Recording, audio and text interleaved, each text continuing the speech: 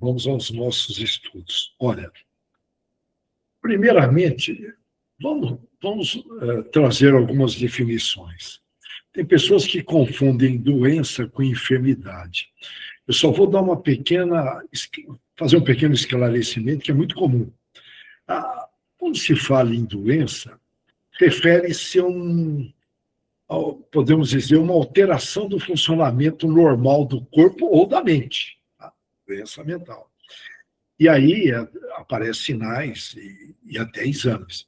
Exemplo, diabetes, pneumonia, depressão, todos têm aí uma causa, sintomas e possíveis tratamentos. Tudo bem? Portanto, refere-se a um problema de saúde, podemos dizer assim. Agora, enfermidade é diferente, porque refere-se à experiência da pessoa que está com problema de saúde. Tem a ver com o sofrimento pessoal, o modo como o indivíduo sente, percebe e vive o problema de saúde. E aí o enfoque é interessante. Olha, vamos dar um exemplo para ficar bem claro. Duas pessoas podem ter a mesma doença, mesmo problema de saúde, por exemplo, diabetes, mas uma pode se sentir devastada e outra esperançosa. Ambas têm o mesmo problema de saúde, diabetes, mas vivem enfermidades diferentes. Portanto, tem a ver como você reage. Lembra aquela frase famosa, né? A dor é inevitável, mas o sofrimento depende da escolha nossa. É uma opção, o sofrimento. Então, nessa linha de raciocínio. Por que eu falo isso? Está lá na abertura do texto, que acabou, que o nosso amigo, nosso irmão Dankmar leu, está lá. Quantas doenças e enfermidades decorrem da intemperança dos excessos de todo gênero? A palavra intemperança, ela significa uma falta de moderação, excesso.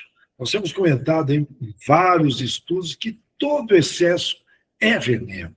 Então, veja bem, a intemperança significa essa falta de moderação, de equilíbrio. Portanto, é um excesso, é uma incapacidade da pessoa de controlar os próprios impulsos. Portanto, é uma pessoa descontrolada. Se ela não consegue controlar os próprios impulsos, ela é descontrolada. E isso está lá no departamento de desejo dela. Portanto, é neste ponto que a espiritualidade é atrasada. Quando eu falo assim, são os obsessores, os espíritos brincalhões que querem atrapalhar a nossa vida, não quer que a gente caminhe para o bem, né? É neste ponto, na intemperança, que eles batem legal. E são muito bem-sucedidos. Portanto, fica aqui novamente, vamos comentar, uma tarefa. Chega em casa, vocês estão em casa agora. Relaciona os excessos que nós temos, de comportamento, de coisas materiais, tudo que é excesso. Tudo que é excesso não faz bem. Em termos gerais, é oposto de temperança. Nós falamos em intemperança, temperança, que é uma das virtudes principais. E, logicamente, por ser oposto, tem a ver com equilíbrio, com autocontrole, com sobriedade. Podemos entender intemperança em diferentes, podemos usar o termo dimensões, na questão da saúde física, quando a pessoa exagera nos prazeres do corpo. Isso aí, não comer, beber, dormir, confortos em excessos, né? Sem limites. Quando ocorre isso sem limites, olha, que a gente abusa, é considerado no plano espiritual como um suicídio inconsciente. A pessoa veio para viver 90 anos e ela desencarna com 75. 15 anos ela jogou aí nos excessos. Já pensou? E aí tem a coragem de falar, eu amo viver, eu gosto de viver, eu amo a vida, aquela coisa toda, né? Aquela conversa.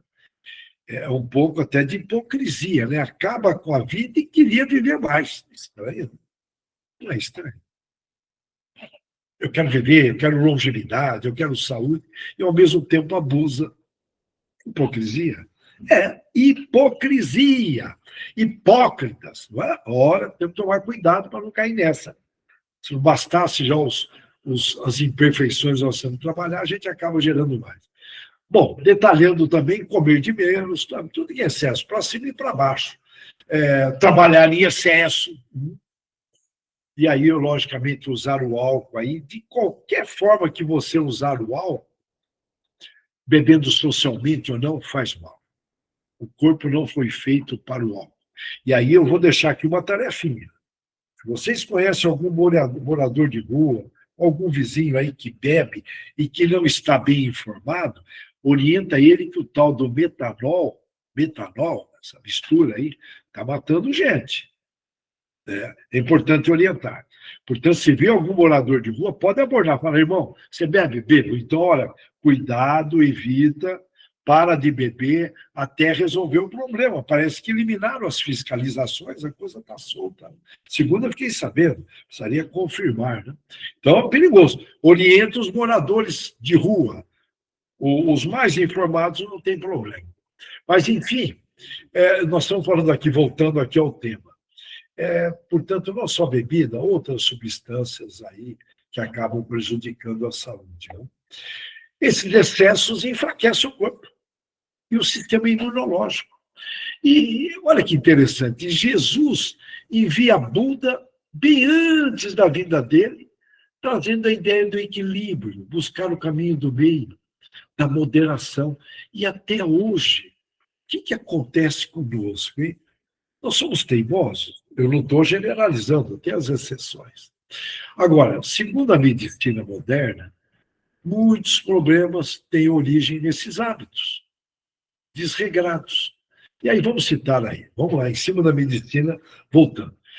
Problemas cardiovasculares por má alimentação e sedentarismo. Andar. Se você andar aí X metros por dia é o suficiente. Diabetes, tipo 2. Excesso de açúcar e gordura. E Jesus encaminhou o emissário Sócrates, lá na Grécia, que ele dizia o seguinte: primeiro precisamos ver se é bom, depois se é gostoso. A gente inverte, geralmente. Tem as exceções. Gastrite, vamos pôr no singular, e úlcera no singular, devido à ansiedade, excesso de futuro e alimentação irregular também afeta a gastrite. Estou lembrando uma senhora de idade, bem velhinha, na fila do supermercado no domingo, com pressa.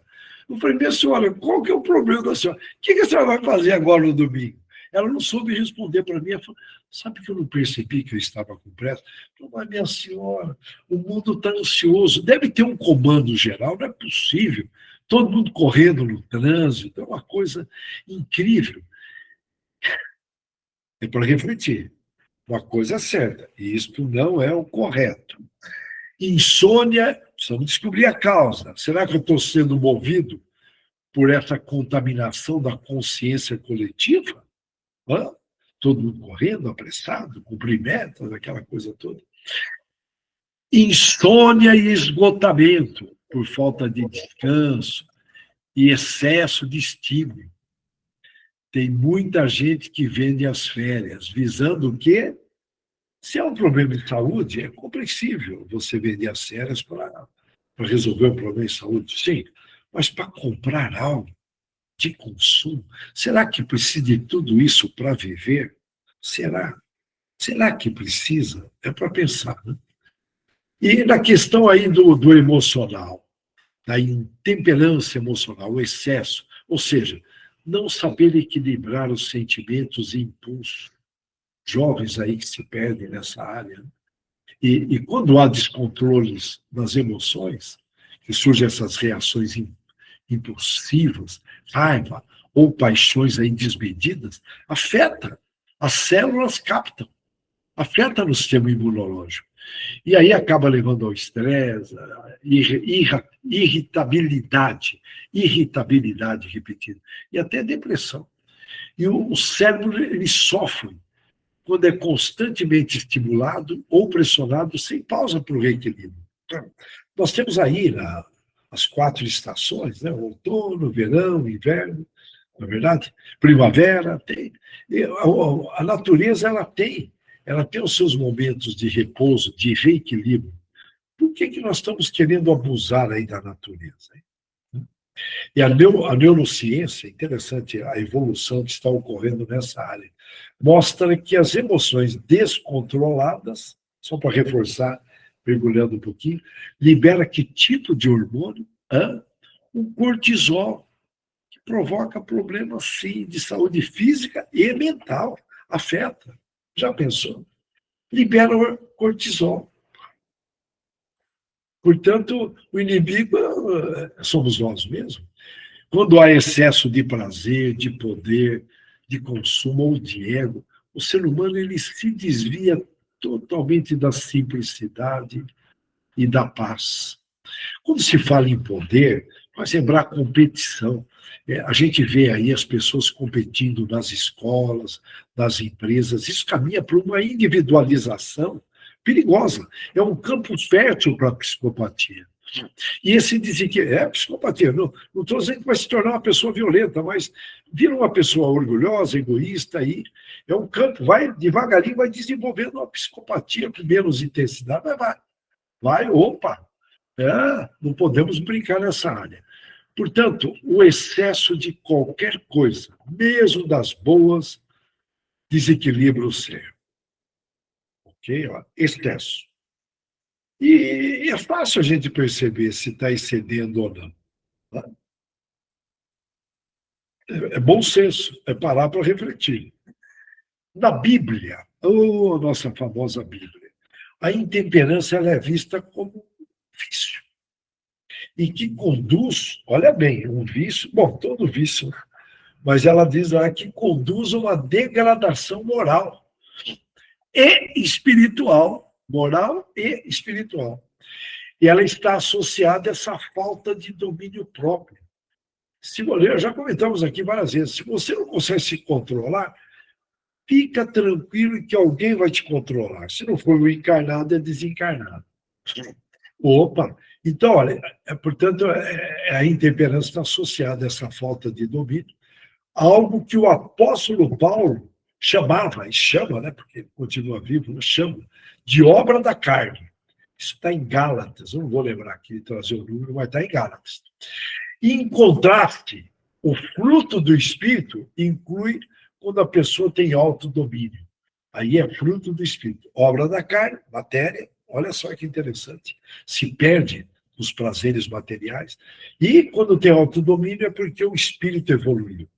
Portanto, inclui o autodomínio. Também está em Gálatas, da Bíblia.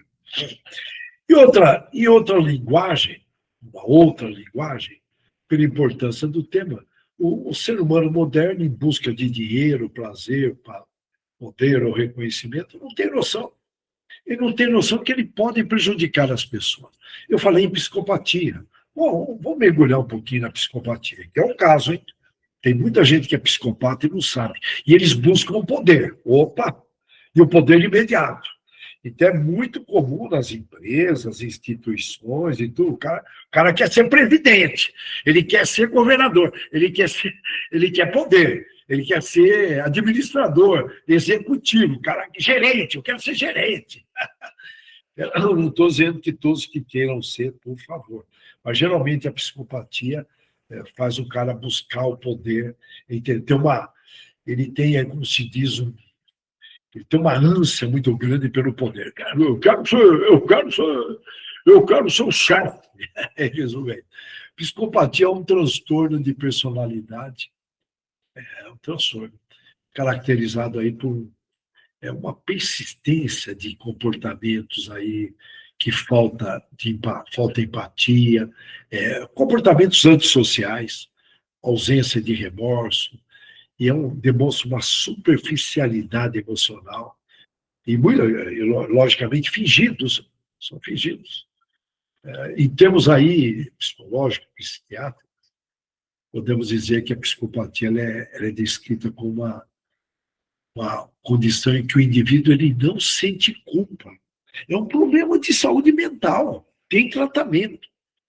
E não sente culpa, não sente arrependimento, por causar sofrimento aos outros, manipula com muita facilidade as pessoas, tem ali, ele planeja, são pessoas perigosas, a gente tem que identificar ao nosso redor, são charmosos, mentem, enganam, e não sabem que são doentes, então aí muitas vezes assumindo aí papéis, e não sabem que são doentes, eles não sabem, acham normal. Né? Se eu tenho se de repente eu gosto de mim do jeito que eu sou e eu tenho um problema mental, eu acho tudo normal, é normal, e não é. Então, as emoções ali deixam a desejar, portanto, busca poder, prazer imediato, conforme nós comentamos. Né? Então, e é muito impulsivo, enfim, acaba violando as normas sociais e morais. Né? Portanto, voltando aqui para a intemperança, eu estou dizendo que é um campo fértil, não estou dizendo que leva essa busca pelo poder, de não querer ficar para trás, medo de ficar para trás, é uma coisa assim absurda. Né? E a gente vê muito isso no meio empresarial. Nossa, é uma pressão muito grande, muito, nas empresas, é muito. Em todo lugar tem a competição, mas a pessoa nem sabe que tem gente competindo com ela. Enfim, aí a coisa é das empresas para crescer. A intemperança, portanto, é um desgoverno do desejo, do departamento de desejo. É um desgoverno. E aí, isso pode transformar num vício, enfim, tem que tomar muito cuidado. Né? Por exemplo, excesso de trabalho acaba virando um vício. Né? E, portanto, é quando o ser humano, portanto, perde o domínio de si mesmo, o corpo torna-se um campo de reação, o corpo é um campo de reação, é a alma um campo de conflito ali na alma. Olha que interessante, a intemperança. E quanto mais o ser humano busca satisfação em demasia, ele quer mais satisfação, mais, que no excesso, mais vazio ele se sente. Isso são pesquisas da área da psicologia e psiquiatria. A pessoa ela quer prazer, quer satisfação. E aí, tem que tomar muito cuidado nessa área. Né? Ser temperante não é privar-se, mas saborear o suficiente, respeitando o corpo e o espírito. É viver com simplicidade, conforme Jesus falou. E a gente vai entendendo Jesus com o tempo. Ele sugeria isso, uma vida mais simples. Na boa, cada um de nós aqui, nós não podemos nem comparar, com o maior respeito, tá? Com a simplicidade de Cristo. Olha a vida que ele levava. Né? Então, desculpa eu estar tomando essa ousadia de falar pela equipe, porque a gente sabe, né? Hoje, tantas necessidades que a gente tem. Portanto, é viver, a pessoa com temperança, é viver com simplicidade, discernimento, prestando muita atenção, sem deixar que o desejo governe, sabe o quê? O coração. Que é ali que sai o sentimento, o sentir. Então, ela tem que tomar muito cuidado. E aí, se o desejo governar o coração, o que acontece? É um indício de escravidão. Nós somos todos descendentes de escravos aqui no Brasil, todos. Mesmo os branquelos de tudo, falo branquelos com o maior respeito. Nós somos descendentes. Opa, descendentes não só no Brasil, da África. A África foi a primeira civilização. Então, veja bem, e possivelmente aqui no Brasil, se nós estamos reencarnando aqui, pátria do Evangelho, e nós viemos de Umbral, os espíritas foram colocados aqui no ano 1500, com certeza nós temos aqui o sangue. E, de repente, sem perceber, nós temos esses indícios. Não estou dizendo que ocorra, hein? Estou possivelmente viajando. Mas se o desejo governa o seu coração e você não tem controle, é indício, sim, de escravidão. Ou está sendo escravo do seu desejo, departamento de desejo, sendo que a vontade comanda os 4 departamentos. Então, o desejo se sobrepondo à chefia, que é a vontade. Lembra? Departamento de desejo, de imaginação, inteligência. Olha, desejo, imaginação, memória e inteligência. E a vontade é a grande chefia. E aí, a saúde integral, vamos falar em saúde integral, Ela envolve o físico, o emocional e o espiritual. E não é dom dos privilegiados, mas, reforçando, estou sendo até repetitivo, é fruto do equilíbrio diário entre o querer e o poder. Então, eu quero, mas espera aí, não posso. Entre o prazer e o dever. Opa, eu vou sentir um prazer danado, mas eu não devo fazer isso. Entre o corpo e a alma. aí pega, né? Tá certo? Aí dá para entender, né? O fruto da carne, que eu estou relembrando aqui, fala do Paulo. Tá? Não é bem o fruto da carne, mas tudo bem. É produto da carne ali. Então, agora, mudando de assunto. Quantos pais são infelizes com seus filhos porque não lhes combateram desde o princípio as más tendências? Hã? E aí a criança vai dominando, ainda mais nos dias atuais. Os pais se tornam, tem as exceções, se tornaram muito brandos, os pais. Não querem que os filhinhos não passem pelo que ele passou. E aí, resultado, tá? Um bocado de crianças, eu vou usar o termo com o maior respeito, pele fina. O maior respeito, é uma gíria popular, tá? Aí, por fraqueza, falta de liderança, indiferença, enfim, tem os motivos, deixaram que neles se desenvolvessem esse tal do orgulho, o egoísmo, essas vaidades, e aí acaba não tendo nem sentimento. E depois, mais tarde, eu digo aí, podemos dizer, diminuindo a sensibilização, o sentido, né? O sentimento, vamos dizer, é muito eu, é muito egoísmo, podemos deixar assim. E depois, mais tarde, quando colhem o que semearam. E aí, está no texto, admiram e se afligem da falta de respeito com que são tratados e da ingratidão deles.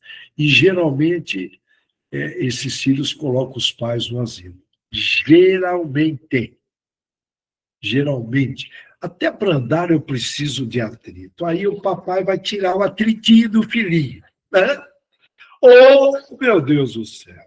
Até para andar eu preciso de atrito.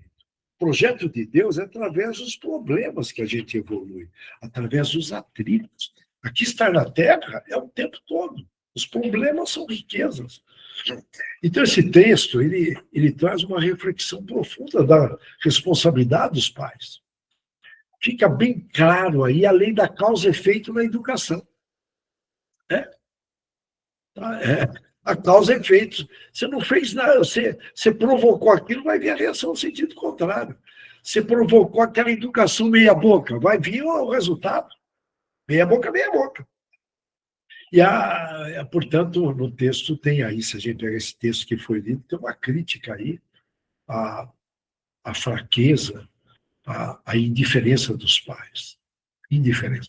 Principalmente esses pais moderninhos, que têm outras prioridades, e relegam o filho ali com joguinho eletrônico, com celular, e a criança já avançando na pornografia, ainda mais aqui no Brasil, com todo esse estímulo que teve aí, né? Meu Deus, a televisão em todo lugar, né? Então, as crianças aí já... Lembrando que a criança de 0 a 7 anos, ela é pura inconsciência. Ela não tem consciência de nada. Ela absorve, é uma esponja. E aí nós temos que tomar muito cuidado, muito cuidado. Não, mas eu preciso trabalhar. Eu sei. E, portanto, nós sabemos, né, que só trabalhar, mas só tomar muito cuidado nessa área. Não é a quantidade, é a qualidade. E aí, olha, permitir que esses traços, podemos dizer aí, nocivos, acabam desorientando a criança. Né?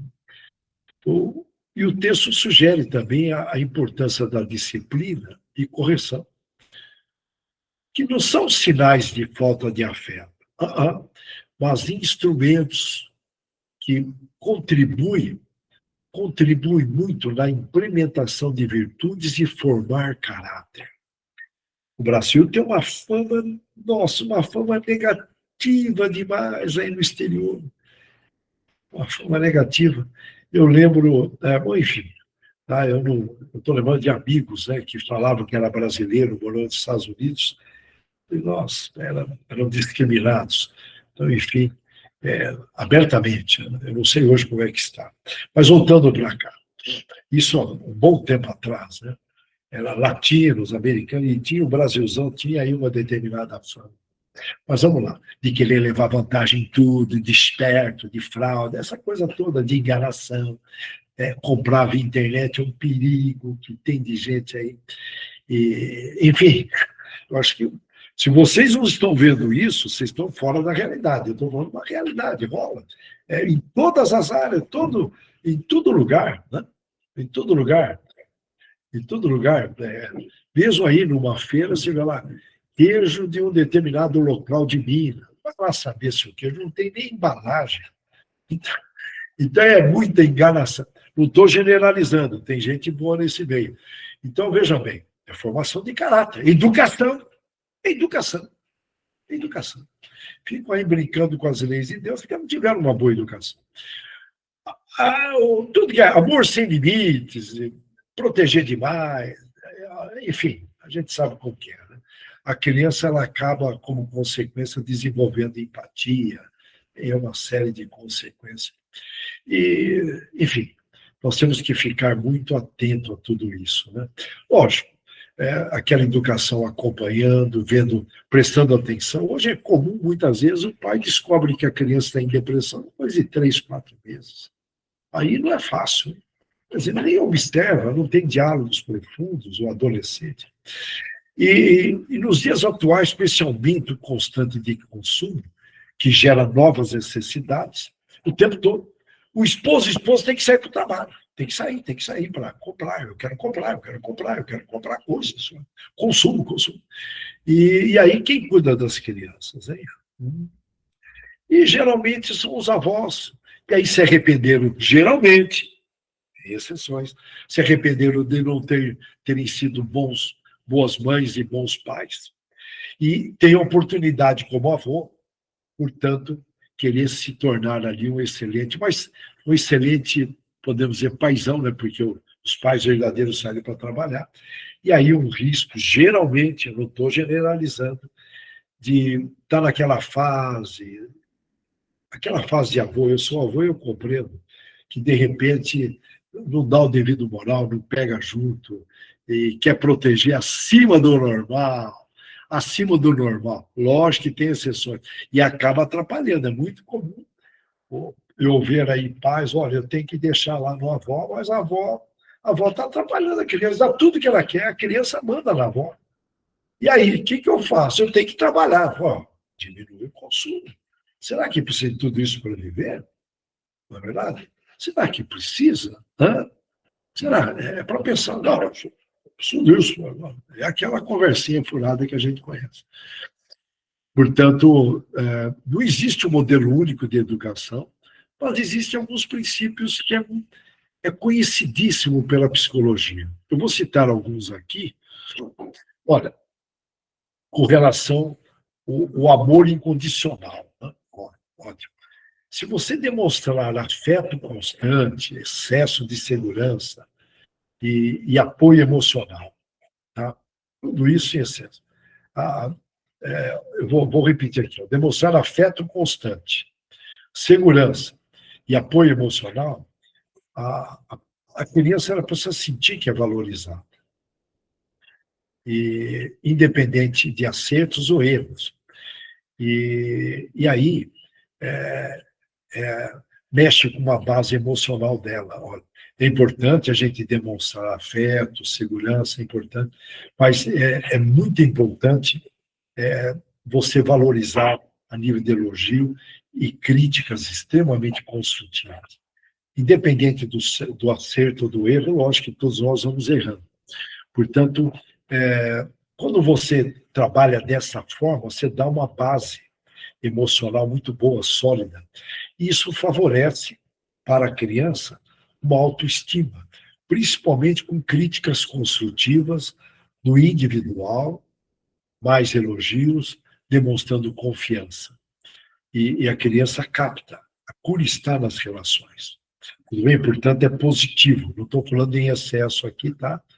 Esse afeto constante, segurança e apoio emocional. Tá? Isso é fundamental. Com relação à disciplina, a disciplina é importante. Sem disciplina não há êxito. Não há êxito mesmo. Estabelecer regras consistentes e justas. Né? Tem que ser regras e que ajudam a criança a compreender os riscos, probabilidade e consequências. A disciplina não deve ser uma punição severa, como os essênios na época de Cristo, não. É ensinar aí a importância da responsabilidade e do autocontrole. Uma prima da minha esposa morava em Ribeirão Preto, eu lembro que eu estive na casa dela, e na porta da cozinha tinha as disciplinas de cada um dos filhos. Eu elogiei tanto, era escrito! Eu não sei, as pessoas têm preguiça de escrever. Ele escreveu a mão lá e colou.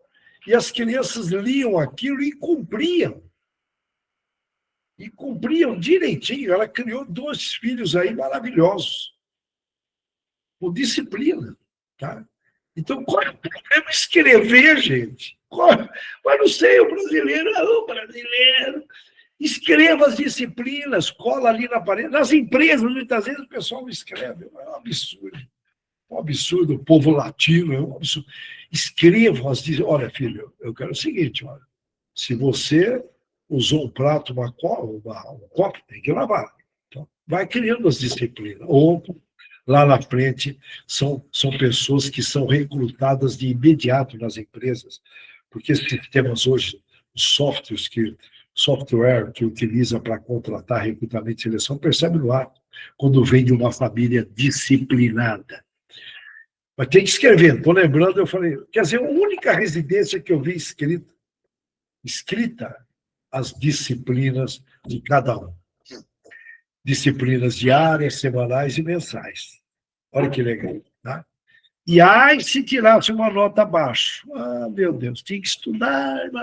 Tinha na hora de estudo, checava, pegar sistema firme. Não esse sistema que está aí, não, filhão, papai te ama.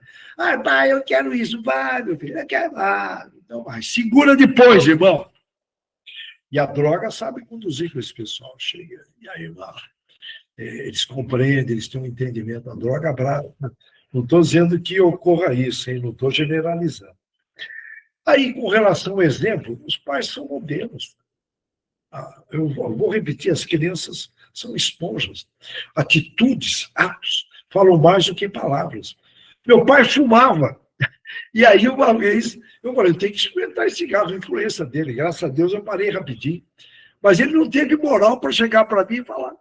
Porque eu fumava, e ele fumava.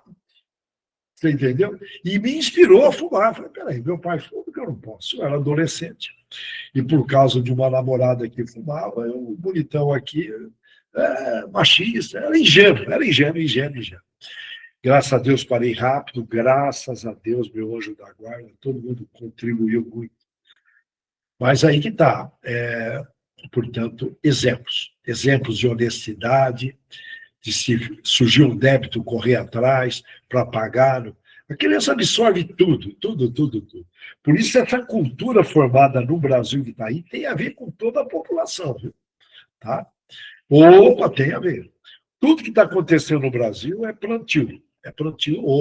Tem tudo a ver. Não estou generalizando, tem exceções, eu não sei dizer a porcentagem. E quando você dá exemplos, principalmente de resiliência, aí um termo muito usado, que a resiliência é a capacidade da pessoa ter de enfrentar, superar e se adaptar positivamente às adversidades, aos desafios, a qualquer situação de estresse, né? E sem balançar emocionalmente. Em resumo, apresentaram um limão para você transforma em limonada e curte ainda a limonada. E cresce com a experiência, aprende, se cura e se liberta. Olha que interessante. Com relação ao estímulo à autonomia. Aí, a autonomia é importante. Eu estou lembrando aqui, mas antes de lembrar, veio mais, eu não vou inverter a minha sequência. Olha. Permitir que a criança tome aí pequenas decisões. Vira para ela e fala, se você tivesse o meu lugar, o que você faria? O que você acha que deve ser feito? Volta para a criança ter que decidir.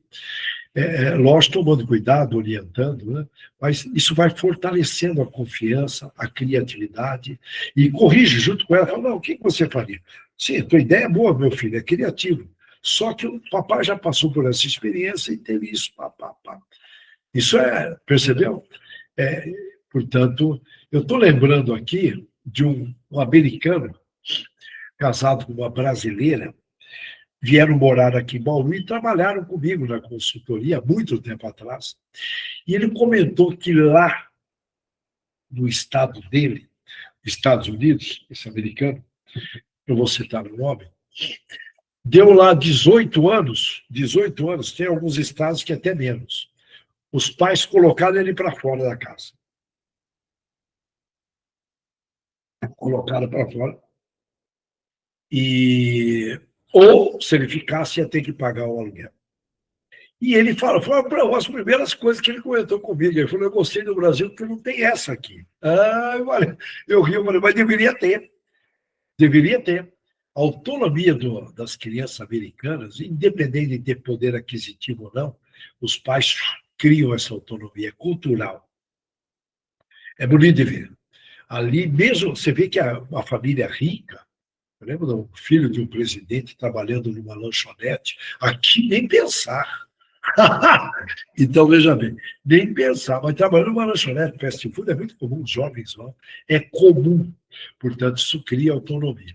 Eu estou lembrando de um amigo que ele tinha 2 filhos com uma pequena diferença de idade, questão aí de um ano e um quebrado, 2 meninos, e ele virou para mim, ele falou, Deus, qual é a sua opinião? Chega Natal, aniversário, enfim, mais um Natal, que eles já sabiam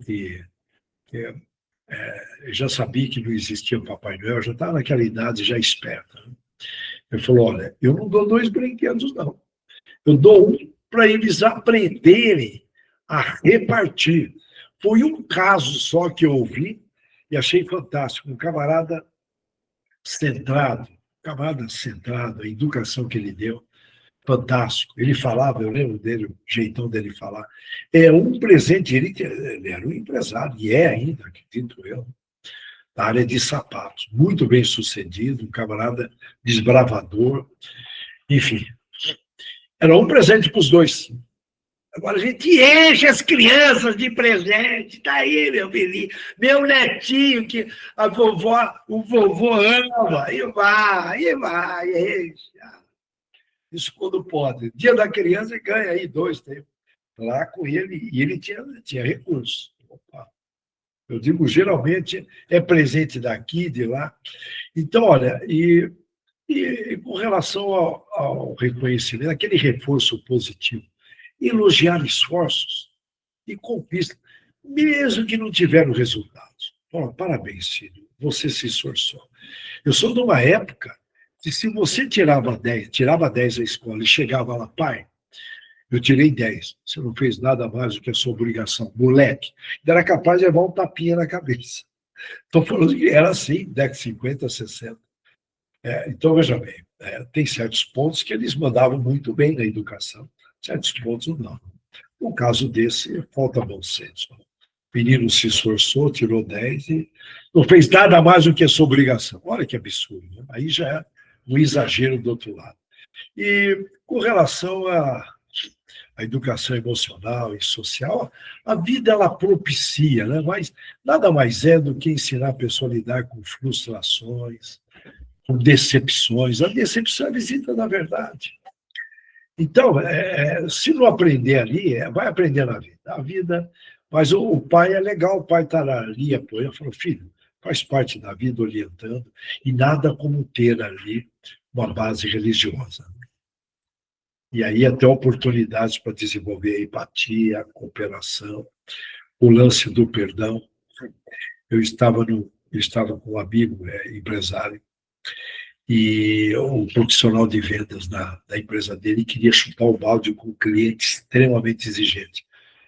E ele entrou no esquema, ele entrou para conversar com o cliente com muita tranquilidade, foi conversando, explicou, e não perder o cliente. E se dependesse do vendedor, o vendedor ia chutar o balde. Na hora eu pensei, ele falei, esse vendedor possivelmente não teve um preparo legal em casa, exemplos de perdão, de compreensão, de tolerância.